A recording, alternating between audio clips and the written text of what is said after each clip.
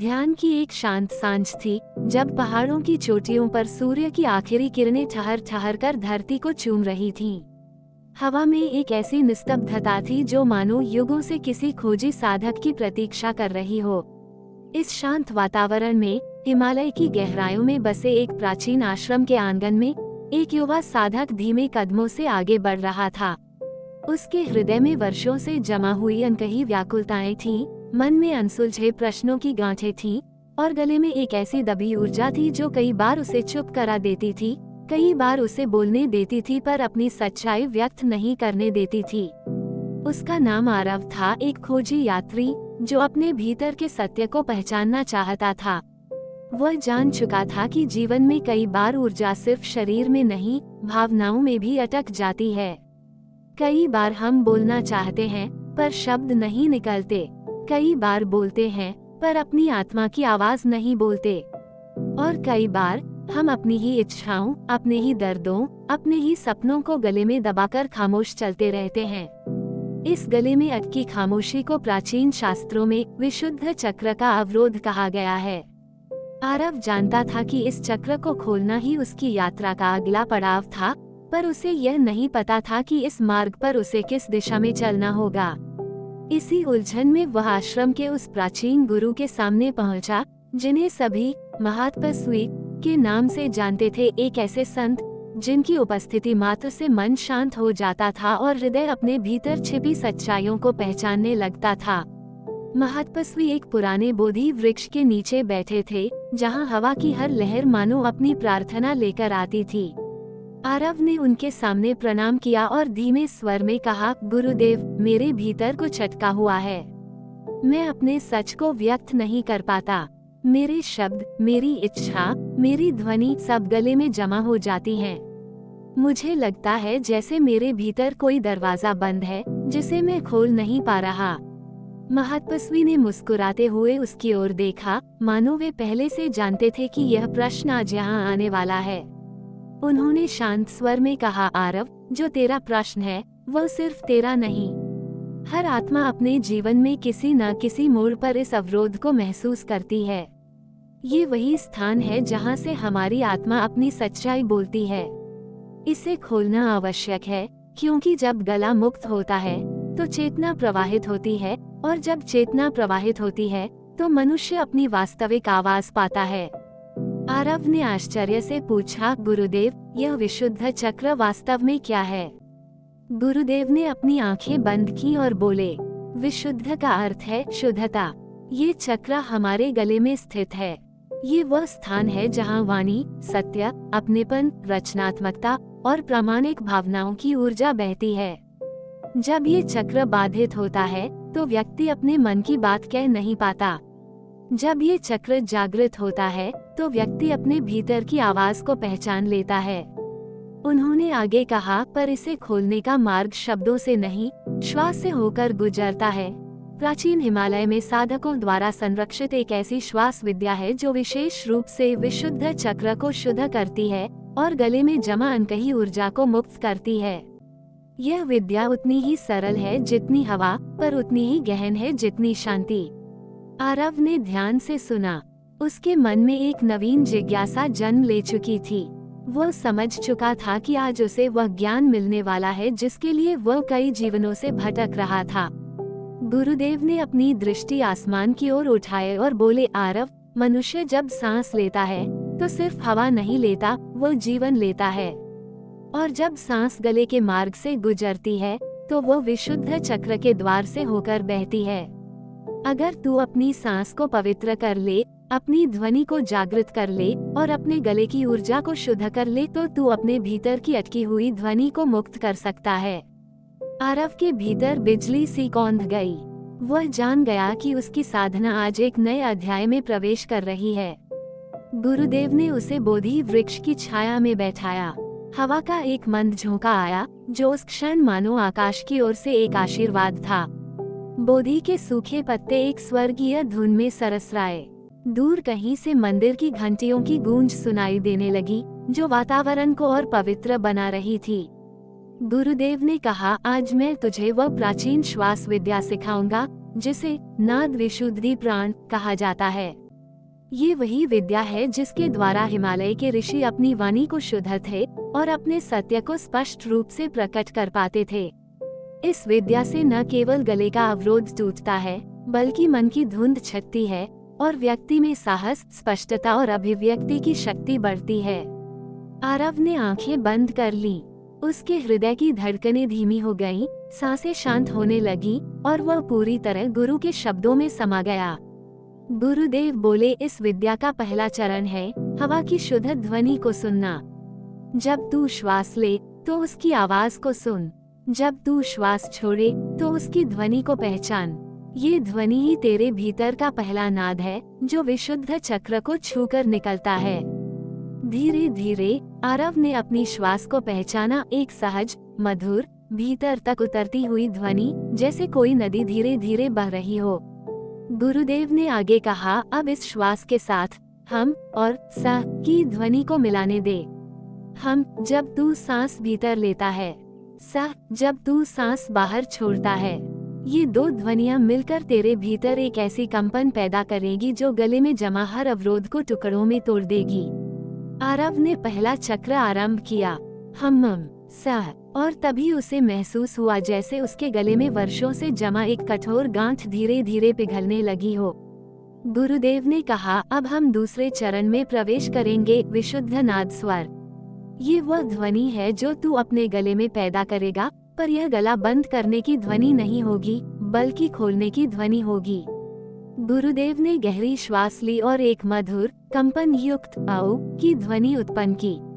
वह ध्वनि वातावरण में ऐसी फैल गई जैसे हवा में नीली रोशनी तैर रही हो, जैसे शांत झील पर हल्की लहरें उठ रही हों, जैसे आकाश के किसी अज्ञात कोने से सत्य का आह्वान हो रहा हो।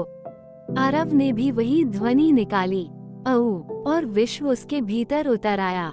उसके मन में एक ऐसी बिजली सी गिरी जिसने उसे उसकी अपनी खोई हुई आवाज से मिलवा दिया। गुरुदेव ने कहा, अब तीसरा चरण आएगा, गले की गूंज को पहचानना। तेरा गला सिर्फ बोलने के लिए नहीं है, यह एक मंदिर है, एक घंटी है, एक पवित्र स्थान है जहां आत्मा की ध्वनि निवास करती है। जब तू ध्वनि को गूंजने देगा तो तेरे भीतर की दबी हुई भावनाएं, तेरा अनकहा दर्द, तेरी दबी चीख, तेरी छुपी इच्छाएं, तेरी टूटी हुई अभिव्यक्तियां सब बाहर आने का मार्ग ढूंढ लेंगी। आरव ने एक लंबी ध्वनि निकाली। उस ध्वनि में ट्रेम्बलिंग था, लेकिन उसी ट्रेम्बलिंग में उसका सत्य था। उसके गले में अचानक गर्माहट उठी, फिर हल्की चुभन, फिर एक भारीपन, और फिर एक ऐसी सहज मुक्ति मानो वर्षों पुराना बोझ हवा बनकर उड़ गया हो। उसकी आंखों से आंसू निकल आए, पर उन आंसुओं में दुख नहीं था, एक गहरी रोशनी थी, एक गहरा हल्कापन था, एक ऐसा अनुभव था जैसे उसने पहली बार अपनी आत्मा की आवाज सुनी हो। इस बार गुरुदेव ने उसे रोकते हुए कहा, अब चौथा और अंतिम चरण है, गले में ऊर्जा को ऊपर उठाना। जब तू श्वास को गले से घुमाएगा तो ऊर्जा गर्दन से ऊपर उठेगी और सीधे तेरे मस्तिष्क में प्रवाहित होगी। यही प्रवाह व्यक्ति को विचारों में स्पष्टता देता है, अभिव्यक्ति में शक्ति देता है और संकोच को साहस में बदल देता है। आरव ने गहरी श्वास ली, हवा गले में से होकर ऊपर उठी, मस्तिष्क तक पहुंची, और अचानक उसे महसूस हुआ कि उसके विचारों का धुंधलापन गायब हो गया है। जो बात वह वर्षों से कह नहीं पा रहा था, वह अब उसके भीतर अत्यंत सरल और स्पष्ट होकर खड़ी थी। उसकी सच्चाई, उसकी आवाज, उसकी आत्मा। गुरुदेव ने मुस्कुराते हुए कहा, आरव, अब तेरी आवाज जाग चुकी है। अब जब तू बोलेगा, तेरी आत्मा बोलेगी। अब तेरे शब्द सिर्फ हवा नहीं होंगे, वे ऊर्जा होंगे, वे सत्य होंगे। और तू जान ले, जिसकी आवाज जाग जाती है वह जीवन में कभी खो नहीं सकता। आरव शांत बैठा रहा। वह भीतर से बदला हुआ था, जैसे उसके गले में सदियों से बंद कोई द्वार आज खुल गया हो, जैसे उसने अपनी खोई हुई चाबी पाली हो, जैसे उसके भीतर का प्रकाश अंततः वाणी बनकर बहने लगा हो। उस पल वह जान गया कि विशुद्ध चक्र सिर्फ एक ऊर्जा केंद्र नहीं, यह आत्मा का द्वार है। और जब ये खुल जाता है तो व्यक्ति संसार नहीं, स्वयं को सुनने लगता है, और यही सुनना उसे स्वतंत्र बना देता है। उसकी यात्रा अब शुरू हुई थी। एक ऐसी यात्रा जहां उसकी आवाज उसका मार्गदर्शक थी, उसकी सत्यता उसका हथियार थी और उसकी श्वास उसका सबसे पवित्र साथी। विशुद्ध चक्र जाग चुका था और अब आरव पहली बार अपने भीतर की वास्तविक ध्वनि सुन पा रहा था, अपनी आत्मा की आवाज। रात्रि धीरे धीरे हिमालय की चोटियों पर उतर रही थी। आकाश में नीली चांदनी फैल चुकी थी और पूरा आश्रम एक अतुलनीय शांति में डूबा हुआ था। बोधि वृक्ष के पत्ते मानो अब भी उस प्राचीन नाद को याद कर रहे थे जो आरव ने कुछ समय पहले अपने भीतर से उत्पन्न किया था। हवा में वही कंपन, वही कंपनशील शांति, वही अदृश्य दिव्य आलोक तैर रहा था। वातावरण ऐसा था जैसे स्वयं ब्रह्मांड उसकी अगली श्वास का इंतजार कर रहा हो। आरव उस दिन की साधना के बाद काफी देर तक मौन रहा। उसके भीतर एक ऐसी शांति उतर चुकी थी जिसने न केवल उसे नम्र किया था बल्कि उसे ये भी एहसास करा दिया था कि विशुद्ध चक्र को खोलना केवल एक तकनीक नहीं, यह एक आंतरिक शुद्धिकरण का सफर है। जब गले में जमा ऊर्जा मुक्त होती है तो व्यक्ति अपने जीवन के सबसे गहरे सत्य से मिलता है। वह स्वयं को पहचानने लगता है। रात बीत रही थी और तारों की झिलमिलाहट मानो किसी छिपे हुए रहस्य की भाषा बोल रही थी। उन्हीं तारों की रोशनी तले आरव अपने कक्ष में बैठा था, लेकिन उसके भीतर ऐसा प्रकाश जग चुका था जो किसी दीपक या चंद्रमा से नहीं बल्कि उसकी अपनी आत्मा से निकल रहा था। पर यात्रा अभी अधूरी थी। विशुद्ध चक्र का द्वार तो खुला था, पर उसके भीतर मौजूद दिव्य नाद, दिव्य प्रकाश और आत्मिक अभिव्यक्ति की असली शक्ति अभी भी उसे सीखनी थी। ये सीख केवल एक साधना नहीं, जीवन की पुनर्जन्म जैसी प्रक्रिया थी। अगले दिन सूर्योदय के समय जब पहाड़ों पर सुनहरी आभा फैलने लगी और हवा में ठंडक में भी दिव्यता घुली थी, आरव गुरुदेव के सामने पहुंचा। वह जानता था कि आज उसकी साधना का दूसरा अध्याय प्रारंभ होगा, वह अध्याय जिसमें उसे न केवल अपनी आवाज को पहचानना होगा बल्कि अपने भीतर की अनकही भावनाओं और ऊर्जाओं को भी सुनना होगा। ये यात्रा अब उसके भीतर उतरने वाली थी, उसके हृदय से उठकर गले में घूमने वाली थी और फिर चेतना के शिखर पर पहुंचने वाली थी। गुरुदेव ने उसे देखते ही कहा, आरव, कल तूने विशुद्ध चक्र के द्वार को छुआ। आज हम उस द्वार से भीतर प्रवेश करेंगे। आज तू अपने भीतर के नाद को सुनेगा, वह नाद जो तेरी आत्मा की भाषा है, वह कंपन जो तेरी चेतना की धड़कन है, वह दिव्य ध्वनि जो जन्म जन्मांतर से तेरे भीतर सोई हुई है। आरव ने सिर झुकाकर कहा, गुरुदेव, मैं तैयार हूँ। गुरुदेव उसे अपने साथ पहाड़ की ढलान पर ले गए। वहाँ एक छोटी सी गुफा थी जिसके द्वार पर प्राचीन मंत्रों के चिन्ह उकेरे हुए थे।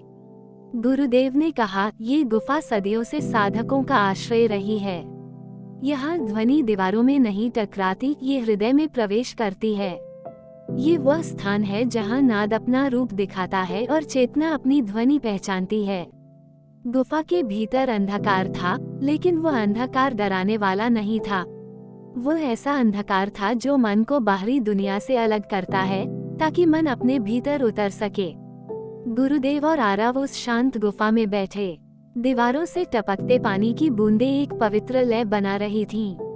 ये लय मानो नाद विद्या की प्रारंभिक धुन थी, धीमी, गहरी और बिल्कुल स्थिर। गुरुदेव ने कहा, आरव, अब हम प्राचीन नाद शुद्धि के दूसरे रहस्य में प्रवेश करेंगे। इसे अंतर्नाद पारायण कहा जाता है। ये वह अवस्था है जहाँ तू ध्वनि को उत्पन्न नहीं करता, तू ध्वनि को सुनता है। प्रकृति के हर अणु में, हर श्वास में, हर कंपन में एक ध्वनि छिपी है। विशुद्ध चक्र तभी पूर्ण रूप से खुलता है जब तू अपनी आवाज नहीं बल्कि अस्तित्व की आवाज सुनना सीख लेता है। आरव ने अपनी आंखें बंद कर ली। गुफा की निस्तब्धता उसके भीतर सीधे उतरने लगी। हवा की धीमी सरसराहट, दूर ढलानों पर उड़ते पक्षियों की ध्वनि, पृथ्वी के भीतर कंपन करती ऊर्जा की अनुगूंज, सब कुछ अब एक ध्वनि में बदलने लगा। ऐसा लगा जैसे पूरा ब्रह्मांड धीरे धीरे एक ही स्वर में सांस ले रहा हो। गुरुदेव ने कहा, अब इस श्वास को नाद में बदलने दे। हवा को केवल अंदर लेना और बाहर छोड़ना मत, उसे सुन। वह कैसी चलती है, कहाँ अटकती है, कहाँ भारी पड़ती है, कहाँ हल्की हो जाती है, ये सब विशुद्ध चक्र की भाषा है। गले का हर अवरोध श्वास की ध्वनि में सुना जा सकता है। तू यदि सचमुच सुनना सीख गया तो तू अपने भीतर की हर अनकही पीड़ा को जान सकेगा, और जब तू जान लेगा तभी तू मुक्त हो सकेगा। कुछ देर बाद आरव को सच में महसूस होने लगा कि उसकी श्वास स्वयं बोल रही है। जब वह सांस भीतर लेता तो उसे लगता जैसे छाती में उभरी हुई एक हल्की रुकावट गले की ओर बढ़ रही है। जब सांस बाहर छोड़ता तो उसे गले में कंपन के साथ कोई पुरानी याद, कोई पुराना भाव बाहर बहता हुआ महसूस होता।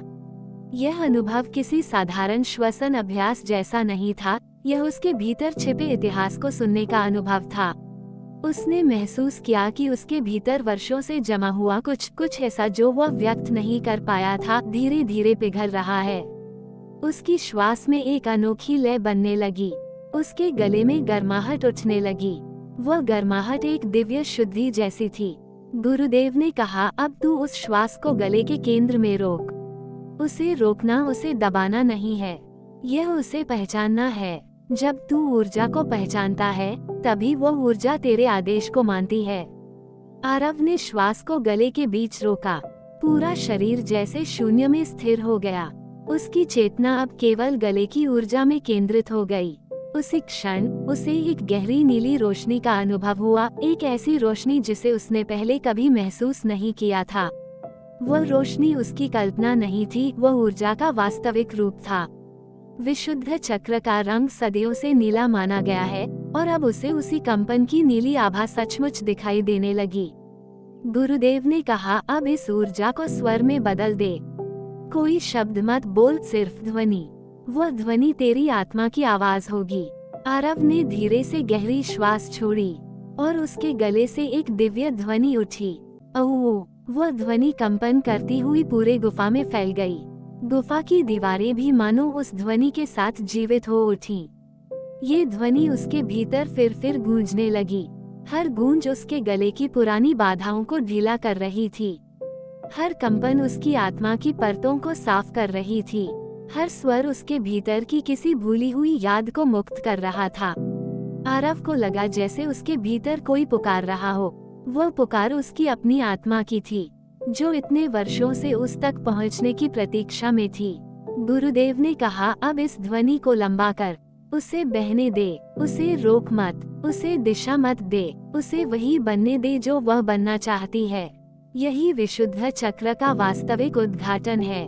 जब तू अपनी आवाज को नहीं, अपनी आत्मा को बोलने देता है। उस पल आरव ने ध्वनि को पूरी तरह मुक्त कर दिया। उसकी आवाज गुफा की छत तक गई और फिर वापस उसके भीतर उतर आई। वह ध्वनि उसे टूटने नहीं, बनने दे रही थी।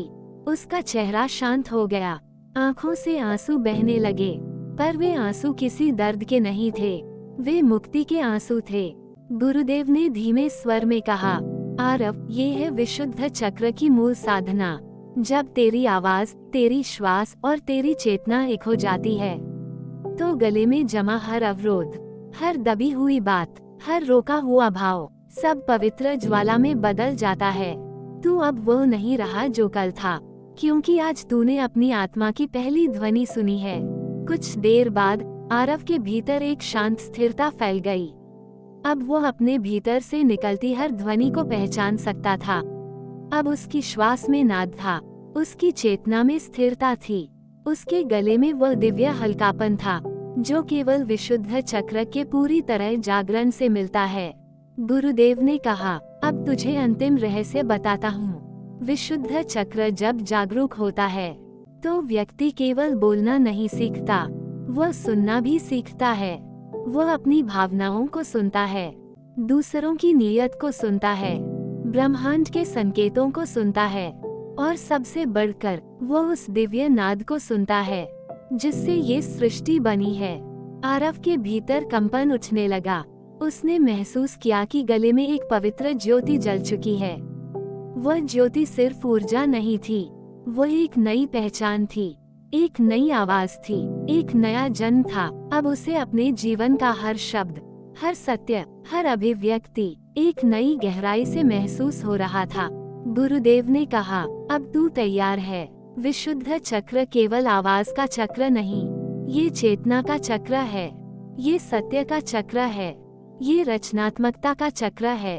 और जिसने इसे खोल लिया वो अपने जीवन का रचयिता बन जाता है। उस रात आरव गुफा से बाहर निकला।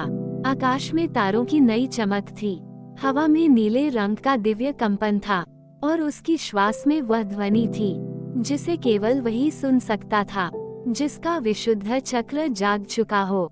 उसकी यात्रा अब केवल भीतर की नहीं रही, अब उसकी आवाज भी उसकी शक्ति बन चुकी थी। वह जान गया था, जब तक आवाज जाग न जाए, आत्मा पूर्ण नहीं होती। आज उसकी आत्मा पूर्ण थी। उसका गला मुक्त था, उसकी चेतना नीली आभा में नहा चुकी थी। विशुद्ध चक्र का द्वार अब पूरी तरह खुल चुका था।